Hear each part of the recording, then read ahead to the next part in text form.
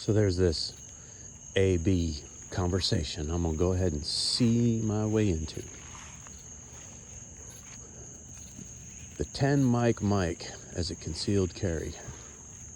I knew a guy that actually carried it. It was he had a couple of different 10 millimeters.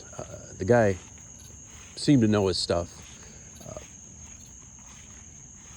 gun wise. He worked for a landscaping company that was one of my customers at the last shop I was at. And he knew I was into guns. It's something that I typically keep close to the hip with the people that know me face to face. Just because I always found it odd when down here, a person that was new to concealed carry or just got their permit, it was along the lines of, hey, if you ever want to know if somebody just got their concealed permit, don't worry about it, just wait, they'll tell you. And when I tell you you got the permit, that you have the piece on you, you know. And I do understand it when you first start carrying, you feel as if there's a spotlight on you, when in reality it's not. Most times, 9 times out of 10, maybe with the exception of a cop kind of giving you a brief scan, nobody's looking for it.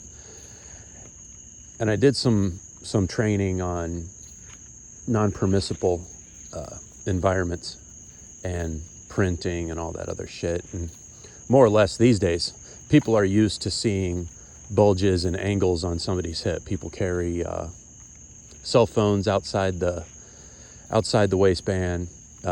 They've got lumpy pockets from keys or phones, and phones honestly have been a godsend for your modern day death dealing gunfighter, as you're about to be, Mr. Backwoods.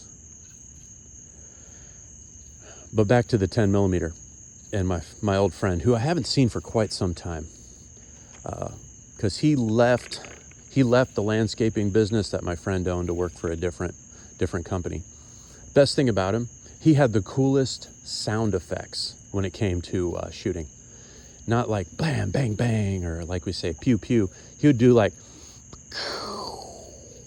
yeah, he had a different sound for a rifle versus a pistol. And then he had a different sound for a Magnum pistol versus whichever.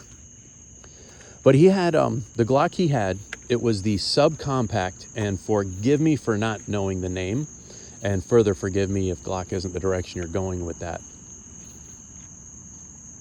It's a single stack, I believe, 10 millimeter in the subcompact form factor. And he carried that son of a bitch. Now he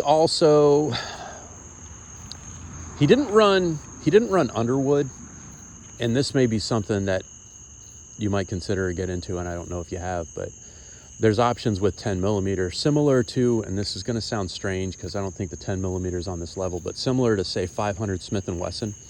When you load your own shit, you can bring the pressure down.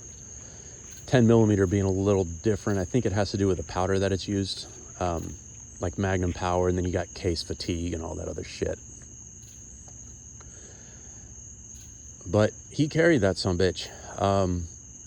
I never shot it. I haven't shot 10 millimeter. And it's a lot of firearm, I think, for me to carry.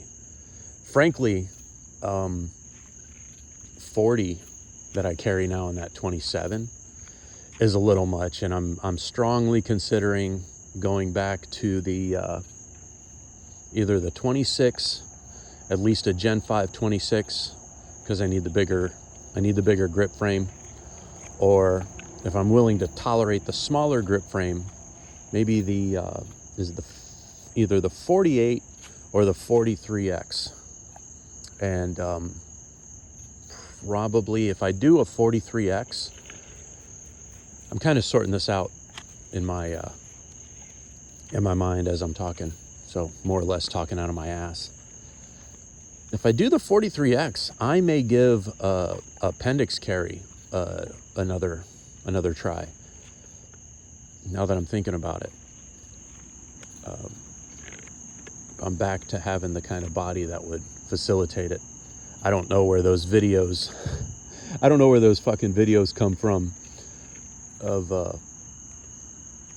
even big guys can appendix carry.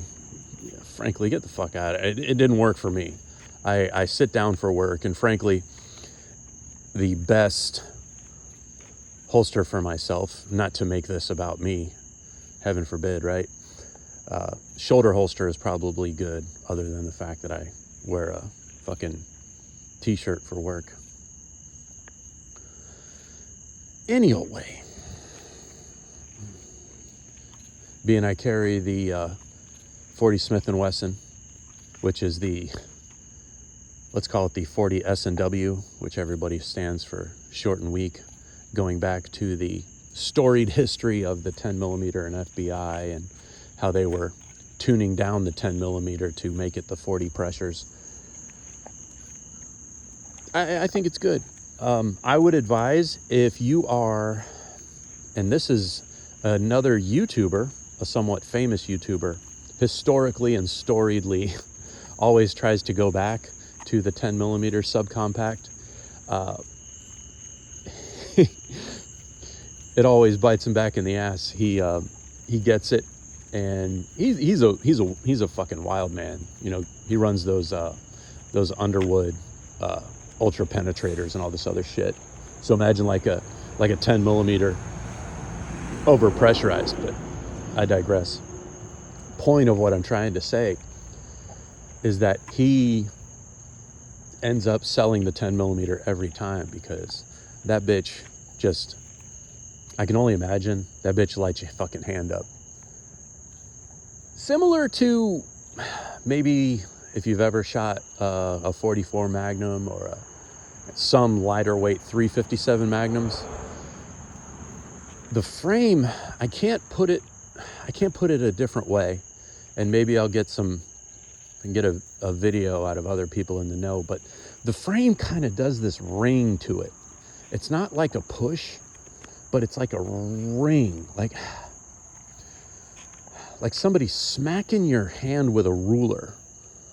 Or in the case of, say, like a 44, it's like somebody smacking your hand with a baseball bat. And your hand's able to kind of go back, but that smack is what you feel. And I had always equated that to just the way the Magnum type powder works. But cool that you're making progress, and I will see my way back out of your AB conversation.